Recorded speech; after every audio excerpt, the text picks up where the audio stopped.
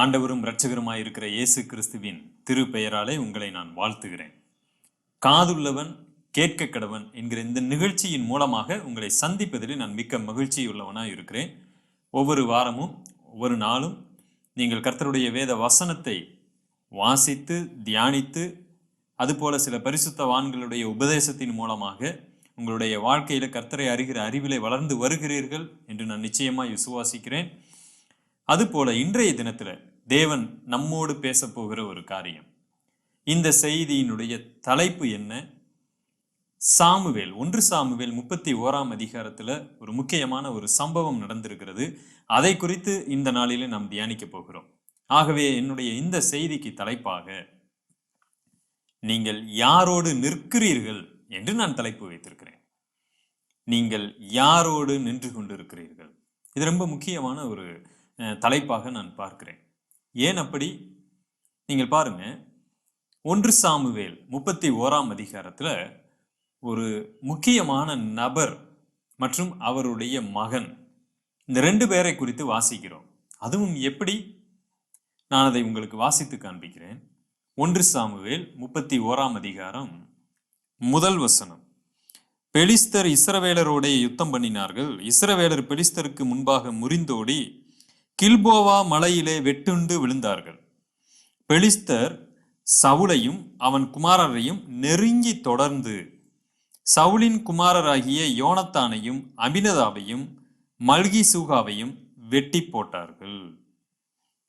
சவுலுக்கு விரோதமாய் யுத்தம் பலத்தது. வில் வீரர் அவனை கண்டு நெருங்கினார்கள். அப்பொழுது சவுல் வில் வீரரால் மிகவும் காயப்பட்டு தன் ஆயுததாரியை நோக்கி, அந்த விருத்த சேதனம் இல்லாதவர்கள் வந்து என்னை குத்தி போட்டு என்னை அவமானப்படுத்தாதபடிக்கு நீ உன் பட்டயத்தை உருவி என்னை குத்தி போடு என்றான். அவனுடைய ஆயுததாரி மிகவும் பயப்பட்டதினால் அப்படி செய்ய மாட்டேன் என்றான். அப்பொழுது சவுல் பட்டயத்தை நட்டு அதன் மேல் விழுந்தான். சவுல் செத்து போனதை அவன் ஆயுததாரி கண்டபோது அவனும் தன் பட்டயத்தின் மேல் விழுந்து அவனோட கூட செத்து போனான். எனக்கு பிரியமானவர்களே, நீங்கள் வேதத்தை வாசிக்கும் பொழுது சவுல் யோனத்தானை குறித்து கண்டிப்பாக நீங்கள் வாசித்திருக்க முடியும். அவங்களுடைய வாழ்க்கை எப்படி ஆரம்பிக்கப்பட்டது, எவ்வளவு அழகாக அது சென்று கொண்டிருந்தது.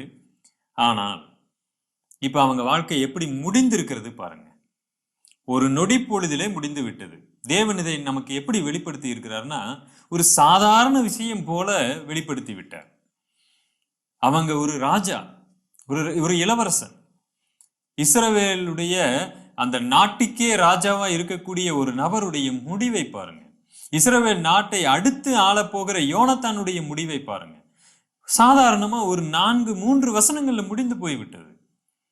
அவ்வளவுதான். பெலிஸ்தியர்கள் வந்தாங்க, யோனத்தானை கொன்று போட்டார்கள், சவுலை கொன்று போட்டார்கள். எப்படி முடிஞ்சு போச்சு பாருங்க. எதற்காக இன்றைக்கு நான் இந்த வசனத்தை எடுத்திருக்கிறேன்? காரணம் இல்லாமல் இல்லை. நீங்கள் யாரோடு நிற்கிறீர்கள் என்பதை இந்த நாளின் இந்த செய்தியின் மூலமாக உங்களிடத்தில் நான் கேட்க விரும்புகிறேன். இன்றைக்கு நம்முடைய தியானம் முழுவதும் யோனத்தானை சுற்றி இருக்க போகிறது. இந்த யோனத்தான் யார்? சவுல் மாதிரி கிடையாது. சவுல் தவறு செய்யக்கூடிய இடத்துல இவர் திருத்தக்கூடிய ஒரு நபராக இருந்தார். தன் தகப்பனுடைய தவறுக்கு அவர் துணை போகவில்லை. அவருடைய சிந்தனைகள் வித்தியாசமா இருந்தது. அவருடைய செயல்பாடுகள் வித்தியாசமா இருந்தது. அவரை கொண்டும் தேவன் பல இடங்களிலே வெற்றிகளை கொடுத்து கொண்டு இருக்கக்கூடிய ஒரு நிலைமையை நாம பார்த்திருக்கிறோம். ஏன் தாவீதை அதிகமாய் சிநேகித்த நேசித்த ஒரு மனிதனாக யோனத்தானை பார்க்கிறோம். இப்படி எல்லாம் இருந்த ஒரு யோனத்தானுக்கு ஏன் இந்த முடிவு என்றுதான் என்னுடைய கேள்வி இருக்கிறது. எதற்காக யோனத்தான் இப்படி சாக வேண்டும்? ஒரே ஒரு காரணம் தான். தன் தகப்பனோடு அவர் இருந்ததுனால. தன் தகப்பனோடு அவர் கடைசி வரைக்கும் இருந்தார். இது மேலோட்டமாக பார்க்கும் பொழுது தன் தகப்பனுக்கு எல்லா விதத்திலும் அவர் உதவி செய்ய வேண்டுமே, தன் தகப்பனுக்கு கூட இருக்க வேண்டுமே என்றுதானே எண்ண தோன்றும். ஆனால் இதை சற்று சிந்திக்க அழைக்கிறேன். இதை கொஞ்சம் ஆழமாய் நான் சிந்திக்க வேண்டும் என்று விரும்புகிறேன். இதன் மூலமாக பரிசுத்த ஆவியானவர் நமக்கு பாடங்களை கற்றுத்தர முடியும் என்று விசுவாசிக்கிறேன். நம்மளுடைய வீட்டில் இருக்கக்கூடியதான தகப்பனுக்கும் தாய்க்கும் பிள்ளைகளுக்கும் உறவினர்களுக்கும் நாம் எதை செய்ய வேண்டி இருக்கிறது? கனத்தை கொடுக்க வேண்டி இருக்கிறது, அவர்களுடைய தேவைகளை சந்திக்க வேண்டி இருக்கிறது. ஆனால் இவைகள் எல்லாமே தேவனுடைய வசனத்திற்கு உட்பட்டு செயல்படுத்தப்பட வேண்டும் என்று நான் இந்த இடத்துல சொல்லிக்கொள்ள விரும்புகிறேன். ஏன் அப்படி? நீங்கள் நன்றாக பாருங்கள். சவுலுடைய எண்ணங்கள் வேறு, யோனத்தானுடைய எண்ணங்கள் வேறு. சவுல் தேவனை பின்பற்றின விதம் வேறு, யோனத்தான் தேவனை பின்பற்றின விதம் வேறு. சவுல் எப்பொழுதுமே தேவனுக்கு சரியான ஒரு கீழ்ப்படிதலை கொடுத்தாரா அப்படின்னு கேட்டா இல்லை. எதன் அடிப்படையிலே சொல்லுகிறேன்? ஆரம்பத்திலிருந்தே அவர் தேவனுக்கு விரோதமான செயல்களை செய்கிறதைத்தான் நாம பார்க்கிறோம். உதாரணமாக, அந்த போருக்கு போவதற்கு முன்பதாக ஆயத்தம், 7 நாள் ஆயத்தம் செய்ய வேண்டும், நீ காத்திரு என்று சாமுவேல் சொல்லி செல்ல இவர் பார்த்து கொஞ்சம் காத்துக்கிட்டே இருக்கிறாரு. ஆனா அவரால் முடியல, அந்த சொன்ன நேரம் கொஞ்சம் போயிருச்சு. சாமுவேல் வர தாமதித்த உடனே இவர் தன்னிச்சையாக தானாக இறங்கி செயல்பட்டு பலி செலுத்தி அங்கும் ஒரு சின்ன ஒரு பிரச்சனையை உண்டு பண்ணுகிறத பார்க்கிறோம். சரி, பரவாயில்லை, அந்த இடத்துலயாவது சாமுவேல் சொன்ன நேரத்திற்கு வரல, ஆகையால் இவர் மனம் பதறி காரியத்தை செய்து விட்டார் என்று சொல்லலாம், பரவாயில்லை. ஆனால் அடுத்து நடந்த சம்பவங்கள் தான் இன்னும் அவரை தேவனை விட்டு பின்வாங்கி செல்லுவதற்கு காரணமாய் அமைந்தது. நீங்க பாத்தீங்கன்னா, ஆண்டவர் சொல்லுகிறார், நீ போய் அமலேக்கியரை எல்லாத்தையும் கொன்று போடு, ஆடு மாடுகள் எதையும் விட்டு வைக்காத. ஆனால் அவர் கேட்டாரா? இல்ல. போனாரு. அங்க பாத்தீங்கன்னா சில நல்ல ஆடு மாடுகள் கொளுத்தவைகளை எடுத்துக்கொண்டு வந்துட்டார். கேட்டா அவர் என்ன தெரியுமா சொன்னாரு? நான் தேவனுக்கு காணிக்கை கொடுப்பதற்காக தான் எடுத்துட்டு வந்தேன்னு சொன்னாரு. சரி, அது உண்மையா கூட இருக்கலாங்க. தேவனுக்கு காணிக்கை கொடுப்பதற்காக எடுத்துட்டு வந்தேன், உண்மையா இருக்கலாம். ஆனா அங்கு வேதவசனம் என்ன சொன்னது? கர்த்தருடைய சத்தத்திற்கு கீழ்ப்படிதலை பார்க்கிலும் சர்வாங்க தகன பலிகளும் கர்த்தருக்கு பிரியமா இருக்குமா? தேவன் சொல்லிட்டாரு, இதையெல்லாம் கொண்டு போடுப்பா, எதுவுமே வேணான்னு சொன்னா, இல்ல நான் கொண்டு போட மாட்டேன், உங்களுக்காகவே நான் பலி செலுத்துறதுக்கு அதுல 4-5 எடுத்துட்டு வருவேன்னு சொல்லுவது மிதமிஞ்சி செயல்படுவது, தேவனுடைய வார்த்தைக்கு கீழ்ப்படியாத ஒரு நிலைமையை தான் காண்பிக்கிறது. அப்படி தேவனுக்கு ஆராதனை செலுத்த வேண்டிய அவசியம் இல்லை.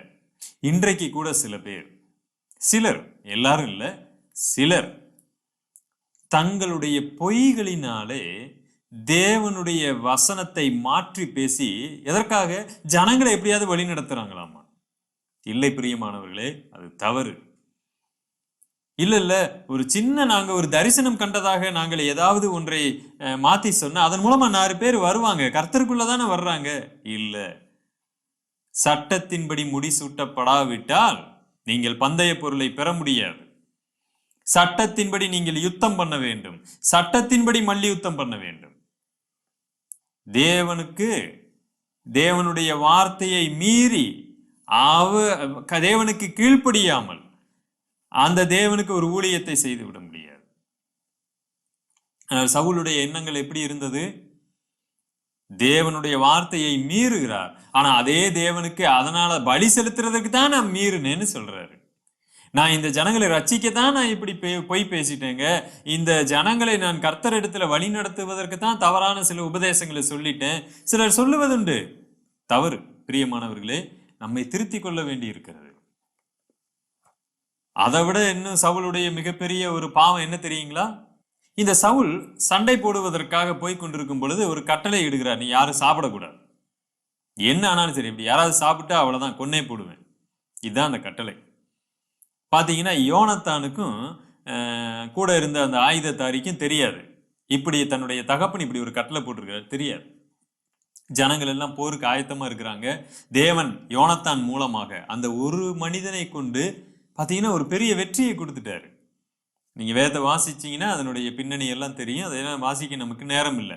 இந்த யோனத்தான் மாத்திரம் போய் ஒரு பெரிய வெற்றியை கொண்டாடி வந்துட்டாரு. அப்படி வரும்போது பாத்தீங்கன்னா அவர் ரொம்ப களைப்பா இருக்கிறார். களைப்பா இருந்த உடனே அப்படி நடந்து வரும் பொழுது ஒரு தேன் இருக்கு, ஒரு தேன் கூடு இருக்கு. அந்த தேன் கூட்டுல இருக்கிற தேனை எடுத்து அப்படி சாப்பிட்ட உடனே அவர் கொஞ்சம் அப்படியே ஒரு பலன் வந்துருச்சு. நல்லா கவனிங்க, இந்த விஷயத்தை சவுல் கேள்விப்பட்ட உடனே கொதிச்சு போயிட்டாரு. வெற்றி கிடைச்சிருக்கு, எல்லாம் நடந்திருக்கு, யோனத்தான் மூலமாக எல்லாம் நடந்திருக்கு, சந்தோஷம்தான். ஆனால் யோனத்தான் என் வார்த்தையை மீறி விட்டான். அவன் அந்த தேனை எடுத்து என்ன பண்ணியிருக்கிறான், சாப்பிட்டான். என் மகனே ஆனாலும் செத்தே ஆகணும் அப்படின்னு சொன்னார். அப்ப ஜனங்கள் எல்லாம் என்ன தெரியுமா செஞ்சாங்க? இல்ல இல்ல, நீங்க இட்ட கட்டளை யோனத்தானுக்கு தெரியாது, தெரியாம தான் அவன் செஞ்சிட்டான்னு சொன்னதுக்கு கூட சவுல் விட்டு விடவில்லை. தெரியாம இருந்தாலும் சரி, தெரிஞ்சிருந்தாலும் சரி, அவன் சாகவே சாகணும்பா அப்படின்னு உறுதியா இருந்தாரு. ஆனா ஜனங்கள் விடல. இந்த ஜனங்கள் தைரியமா நின்று இப்படிப்பட்ட ஒரு அற்புதமான வெற்றியை நமக்கு வாங்கி கொடுத்த யோனத்தானை நீங்க கொல்லக்கூடாதுன்னு தைரியமா எதிர்த்து நின்றுட்டாங்க. அதுல யோனத்தான் தப்பிச்சிட்டாரு. எதுக்காக அதை சொல்லுகிறேன்னா, தான் இட்ட கட்டளைய ஒருத்தனுக்கு தெரியாம இருந்தா கூட அவன் சாகணும், தன் மகனே ஆனாலும் சரி சாகணுங்கிற அளவுக்கு தனக்கு அதிகாரத்தையும் பெருமையையும் அப்படி நிலைநாட்டக்கூடிய ஒரு நபரா இருந்தாரு சவுல். ஆனா அந்த அளவுக்கு தன்னுடைய வசனத்திற்கு யோனத்தான் முதற்கொண்டு கீழ்ப்படியணும்னு நினைக்கிறவர் தேவனுடைய வசனத்துக்கு அவர் கீழ்ப்படியல. பாத்தீங்களா எப்படி இருக்கு பாருங்க. அதான் ஒரு முரண்பாடு, முரட்டாட்டம் என்று சொல்லுவது. இந்த சவுல் தான் இதே மாதிரி ஒரு சண்டை நடக்கும் பொழுது அப்படி உள்ள ஒளிஞ்சுக்கிட்டு இருக்கிறார். எல்லாம் ஒளிஞ்சுக்கிட்டு இருக்கிறாங்க, போர் வீரர்கள் ஒளிஞ்சுக்கிட்டு இருக்கிறாங்க. ஏன்? அந்த பக்கம் கோலியாத்து நிக்கிறான். சவுல் ராஜாவை மாத்திரமல்ல, போர் வீரர்களை மாத்திரமல்ல, இஸ்ரவேல் தேசத்தை படைத்த ஆண்டவராகிய தேவனை அவன் நிந்திக்கிறான்னு பாக்குறோம். ஆனா இங்க சவுல் என்ன பண்ணிட்டு இருக்கிறாருங்க? ஒளிஞ்சுகிட்டு இருக்கிறார். இந்த சமயத்துல ஆபத் பாந்தவன் என்று நாம சொல்லுவோம் அல்லவா, ஆபத்திலே கை கொடுக்கக்கூடிய ஒரு மனிதன் தாவீதை தேவன் அனுப்புகிறார். இந்த தாவீது ஒரு சாதாரணமான ஒரு நபர் தான், ஒரு ஆடு மேய்த்து கொண்டிருக்கக்கூடிய ஒரு இளைஞன். அந்த இளைஞன் தேவன் மீது இருக்க வைராக்கியம், விசுவாசம், பக்தினால அங்க நேரா வர்றாரு. சவுல்கிட்ட போய் கேட்கிறாரு, நான் இந்த மாதிரி இவர்களை, நான் கோலியாத்தை ஜெயிக்கிறேன்ப்பா, என்னை விடுங்க, நான் கோலியாத்தை ஜெயிக்கிறேன்னு சொல்லி சவுலின் இடத்துல தாவீது போய் கேட்கிறார். தாவீது அனுப்புறார். நடந்தது நமக்கு தெரியும். தாவீது வெற்றி பெற்றார். ஆனா நடந்தது என்ன தெரியுங்களா? அதுக்கடுத்து யார் மூலமாய் தேவன் வெற்றியை கொடுத்தாரோ, யாருக்கு அங்க தலை குடியக்கூடிய ஒரு நிலைமையில தலை நிமிரச் செய்தாரோ தேவன், அந்த தேவனுடைய பிள்ளைய கொல்லணும்னு இவர் சுத்துறார். சவுல் எப்படிப்பட்ட மனநிலைமையில் இருக்கிறார் பாருங்க. பொறாமை அந்த அளவுக்கு அவருடைய கண்ணை மறைத்து இருக்கிறது. சிலர் நம்முடைய வீடுகளிலே பொறாமைப்படக்கூடியவங்களா இருக்க வாய்ப்பு இருக்கிறது. பொறாமை ஒரு எலும்புருக்கி சொந்த குடும்பத்தையே அழிச்சிரும். ஏன் நிறைய இடங்களிலே தன்னுடைய மருமகள் மீது பொறாமைப்படக்கூடிய மாமியார், தன்னுடைய மாமியார் மீது பொறாமைப்படக்கூடிய மருமகள்கள், தன்னுடைய மாமனார் மீது பொறாமைப்படக்கூடிய மருமகன், மருமகன் மீது பொறாமைப்படக்கூடிய மாமனார், சொந்த குடும்பத்திலே இந்த பொறாமை என்கிற ஒன்று வந்துச்சுன்னா சொந்த குடும்பத்தையே கூட அழித்து விடும். தங்கள் குடும்பம் என்று கூட பார்க்க மாட்டார்கள். ஆங்காங்கு போய் பல விஷயங்களை தூற்றி திரிவாங்க. எப்படியாவது குடும்பத்தையே கெடுத்து போட்டுருவாங்க. எதனாலன்னு கேட்டீங்கன்னா பொறாமை. தாவீதை பொறுத்து கொள்ள முடியாத நிலைமையில சவுல் இருந்தார். அந்த நிலைமையில தான் யோனத்தானை குறித்து நாம வாசிக்கிறோம். எல்லா இடத்திலும் பாத்தீங்கன்னா யோனத்தான் சரியாய் செயல்படுகிறார். ஆனா ஒரே ஒரு இடத்தை தவிர, என்னது? தன்னுடைய தகப்பனுடைய தவறுக்கு பல இடங்களிலே அவர் அமைதி காக்கிறதை பார்க்கிறோம். சில இடங்களிலே எடுத்து சொல்லி இருக்க முடியும், சில வசனங்கள் அதை வெளிப்படுத்துகிறது. ஆனாலும் கூட தன் தகப்பனை முற்றிலுமாய் பிரியாத ஒரு நிலைமையிலே யோனத்தான் இருக்கிறார். தன் தகப்பனுடைய போருக்கு தானும் கூட சேர்ந்து போகிறார். சவுலுடைய வாழ்க்கை முடிந்து விட்டது, அவ்வளவுதான். இங்க பாருங்க, சவுலுடைய நடக்கையில ஒரு விஷயத்தை உங்களுக்கு நான் சுட்டி காண்பிக்கிறேன். இந்த சவுல் பாத்தீங்கன்னா பயங்கர பெருமையானவரா இருந்தார். ஆனா இங்க பாருங்களேன், நம்ம வாசிக்க கேட்ட 1 சாமுவேலினுடைய புத்தகம் 31ஆம் அதிகாரம், தன் ஆயுததாரி கிட்ட என்ன பேசுறாருன்னு பாருங்களேன். இதுதான் சவுல். பாருங்க, தன் ஆயுததாரியை நோக்கி 1 சாமுவேல் 31:4ஆம் அதிகாரம், தன் ஆயுததாரியை நோக்கி, அந்த விருத்த சேதனம் இல்லாதவர்கள் வந்து என்னை குத்தி போட்டு என்னை அவமானப்படுத்தாதபடிக்கு நீ உன் பட்டயத்தை உருவி என்னை குத்தி போடு என்றார். இவர் சொல்லுகிற வார்த்தையை கவனிச்சிங்களா? அந்த விருத்த சேதனம் இல்லாதவங்க வந்து என்னை குத்தி போட்டு அவமானப்படுத்தாதபடிக்கு. இது நாள் வரைக்கும் அவர் செஞ்சது எதுவுமே அவருக்கு அவமானமாக தெரியவில்லை. கடைசியில எது இவருக்கு அவமானமா தெரியுது? விருத்த சேதனம் இல்லாதவங்க, மற்ற புறவினத்தர், அவங்க குத்தி போடுறது இவருக்கு அவமானமாய் தெரிகிறது. உண்மையை சொன்னால் அவர்களை அனுப்பியதே தேவன். அவர்கள் மூலமா இவ்வளவு பெரிய தண்டனையை கொடுக்க போகிறதே தேவன். ஒரு மனிதனுடைய வரட்டு கௌரவம் எப்படி இருக்கு பாருங்க. உண்மையிலே இவர் எதற்காக விற்கப்பட்டிருக்கணும்? தாவீதை துரத்தினதற்காக விற்கப்பட்டிருக்க வேண்டும். கோலியாத்தை கொல்ல முடியலங்கிறதற்காக விற்கப்பட்டிருக்க வேண்டும். தாவீதை கொல்லுவதற்கு அப்படி ஈட்டி எரிஞ்சார் பாத்தீங்களா, அப்ப வைக்கப்பட்டிருக்கணும். தாவீதினுடைய மனைவி தன்னுடைய மகள், அதாவது சவுலுடைய மகள், அந்த திருமணத்தை அப்படி பிரிச்சு வேற ஒருத்தனுக்கு போய் கட்டி வச்சாரு பாத்தீங்களா, அப்ப வைக்கப்பட்டிருக்க வேண்டும் அல்லவா? எல்லாவற்றையும் விட தேவன் அவரோடு பேசவில்லை. எந்த ஒரு இடத்திலும் எதை குறித்தும் பேசல. அவர் மனம் திரும்பாமல் கடைசி வரைக்கும் குறி சொல்லுகிற ஒரு ஆளை கூட போய் பார்த்தாரு. அந்த சமயத்துல எந்த சமயத்திலையும் வைக்கப்படல. இது எல்லாமே அவருக்கு அவமானமா தெரியல. தேவன் அவரை விட்டு போனது அவமானமா தெரியல. எது அப்ப அவமானம் அவருக்கு? விருத்த சேதனம் இல்லாத ஆளை குத்தி கொண்டுட்டா அவமானம். இதுதான் வரட்டு கௌரவம் என்று சொல்லுவது. இப்படிப்பட்ட ஒரு நபரோடு யோனத்தான் இருக்கிறார் என்று சொன்னால், தன் தகப்பன் பாவத்தினாலே செய்த விளைவு, இஸ்ரவேல் தேசம் தோற்கடிக்கப்பட்டது. அதற்கான விலையை யோனத்தானும் கொடுக்கிறதை பார்க்கிறோம். எல்லா சமயங்களிலுமே நாம நம்மளுடைய இரத்த சம்பந்தங்களுக்கு துணை போய்விட முடியாது. கொஞ்சம் எச்சரிக்கையா யோசிங்க. இதுதான் ஆழமாய் நம்ம சிந்திக்க வேண்டிய ஒன்று. நீங்கள் எதற்கு துணை போக வேண்டும்? கர்த்தருடைய வசனத்திற்கு மட்டும்தான். யோனத்தான் மாத்திரம் சரியாய் செயல்பட்டு இருந்தால் அன்றைக்கு அவர் உயிரோட இருந்திருக்க முடியும். அதுதான் உண்மை. அதற்காக தகப்பனை நான் விட்டு விட்டு வரணும்னு நான் சொல்லல. இதனுடைய சத்தியத்தை மட்டும் நீங்க புரிஞ்சுக்குங்க. நம்மளுடைய இரத்த சம்பந்தமான உறவுகள் யாராய் வேண்டுமானாலும் இருக்கலாம். ஆனால் சத்தியத்திற்கு அப்புறம் தான் அவங்கன்னு சொல்ல வர்றேன். சில உதாரணமான வசனங்களையும் உங்களுக்கு சுட்டி காண்பிக்கிறேன், நிச்சயமாக புரியும். 1 சாமுவேலின் புஸ்தகம் 2ஆம் அதிகாரம் 29வது வசனத்துல ஏலியின் இடத்துல தேவன் என்ன பேசுகிறார்னு கவனிங்க. என் வாசஸ்தலத்திலே செலுத்தும்படி நான் கட்டளையிட்ட என் பலியையும் என் காணிக்கையையும் நீங்கள் உதைப்பானேன். என் ஜனமாகிய இஸ்ரவேலின் காணிக்கைகளில் எல்லாம் பிரதானமானவைகளை கொண்டு உங்களை கொழுக்க பண்ணும்படிக்கு நீ என்னை பார்க்கிலும் உன் குமாரரை மதிப்பானேன் என்கிறார். ஏலியினுடைய பிள்ளைகளை பற்றி உங்களுக்கு தெரியும். ஏலியினுடைய பிள்ளைகள் பேலியின் பிள்ளைகளாய் இருந்தார்கள். தேவ ஆலயத்துல கொண்டு வரக்கூடிய காணிக்கைகளிலே அவர்கள் தங்களை கொழுக்க பண்ணி கொண்டிருந்தார்கள். அதன் மூலமாய் செலுத்தப்படக்கூடிய பலிகளிலே அவர்கள் களவாடி தங்களுக்கு எடுத்து வைத்துக் கொண்டிருந்தாங்க. விபச்சார பாவத்தில் ஈடுபட்டு கொண்டிருந்தாங்க. இப்படி கர்த்தருக்கு விரோதமா பல வகையான பாவங்களை செய்து கொண்டிருந்தாங்க.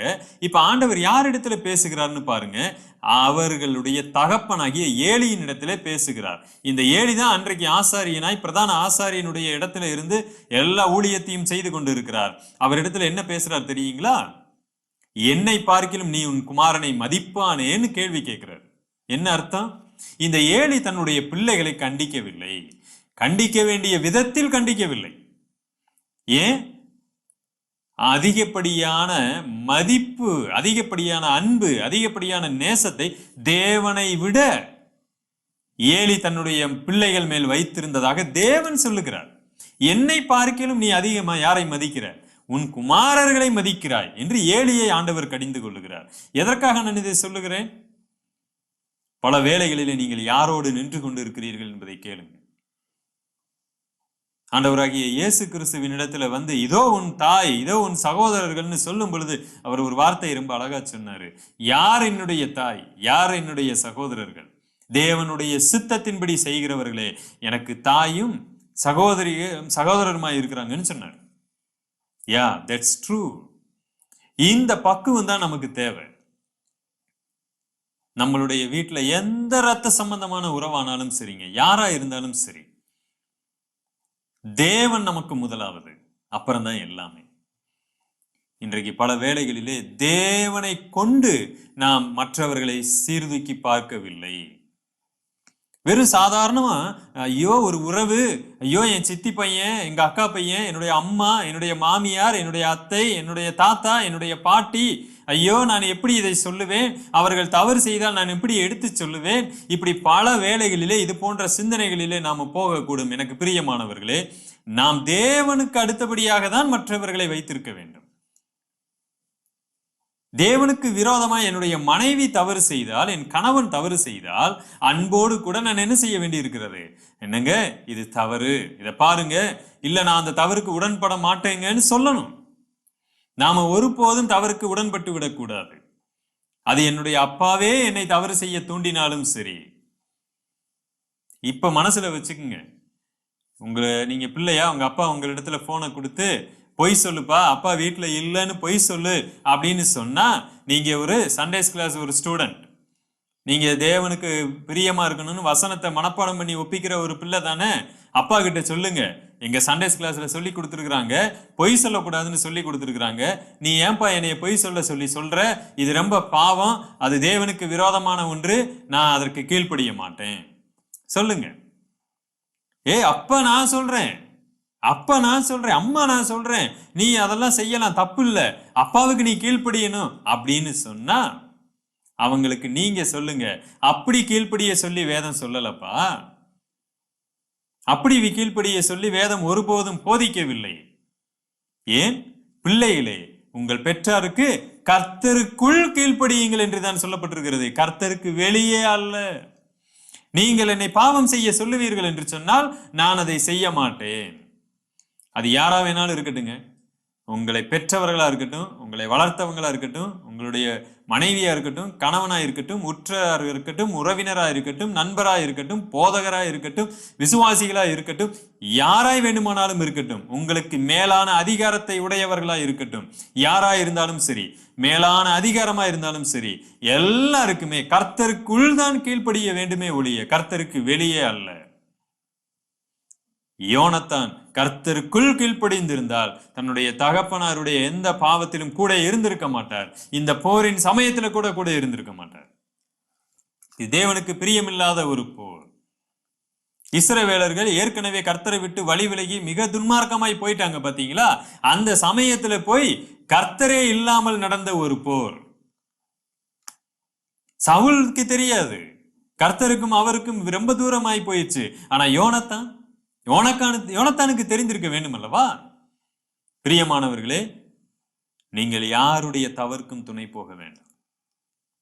யாரா இருந்தாலும் சரி, அது உங்க போதகரா இருந்தாலும் சரி, யாரா இருந்தாலும் சரி, கர்த்தருக்கு கணக்கு கொடுக்க வேண்டும்.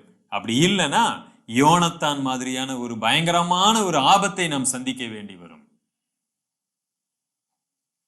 தாவீதோடு இருந்த நண்பர்கள் சொல்லுகிற சில வசனங்களை கேளுங்க, ஆச்சரியமா இருக்கும். பாருங்களேன், தாவீது அரசனா இருக்கும் பொழுது நீங்க பாத்தீங்கன்னா அமாசாய் என்று சொல்லக்கூடிய ஒரு நபர் இருக்கிறார்.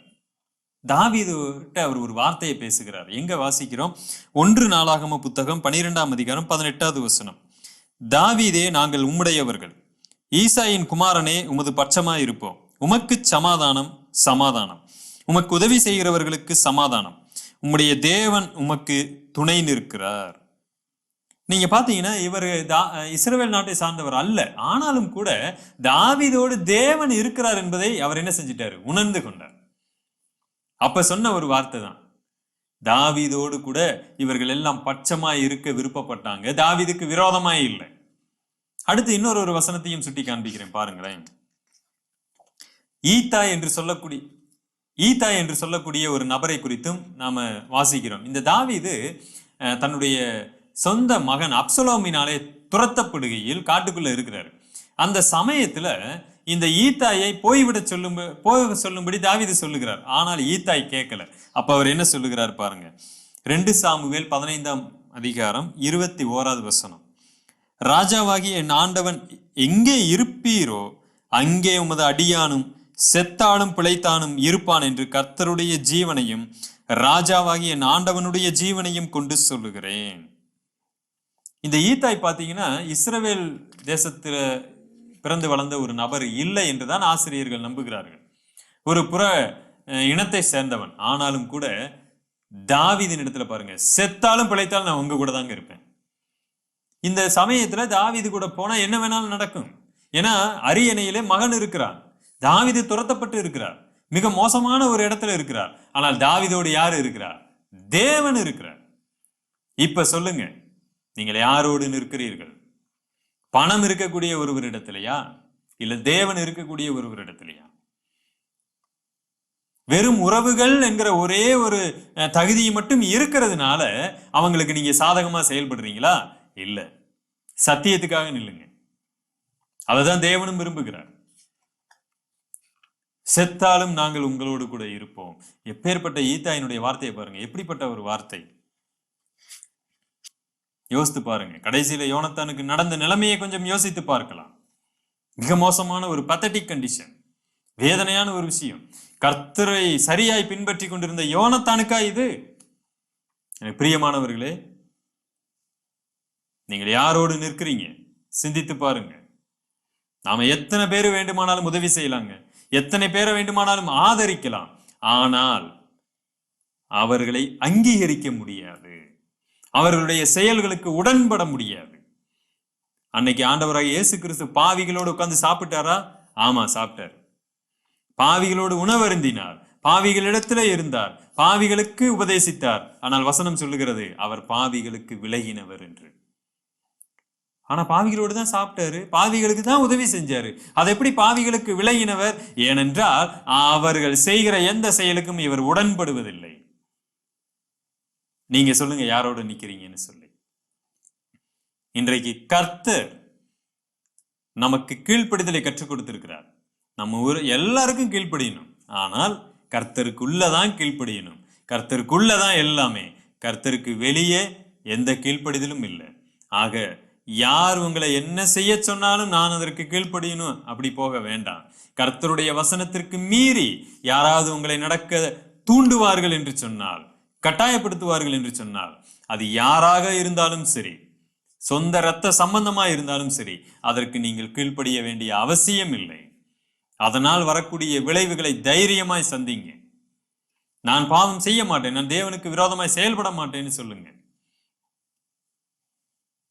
நிச்சயமாய் கர்த்தர் நம்ம என்ன செய்வாருங்க? ஆசீர்வதிப்பார். தேவன் இந்த வசனங்களை உங்களோடு பேசி இருக்கிறார். இந்த வசனம் உங்களுக்கு பிரயோஜனத்தை கொடுக்கும் என்று நம்புகிறேன். அவருடைய நாமத்திற்கு சகல மகிமையையும் நாம் உண்டாக்குவோம். தேவனுடைய நாமமே என்றும் என்றும் சதா காலங்களிலும் மகிமைப்படுவதாக. ஆமென். Thank you. God bless you.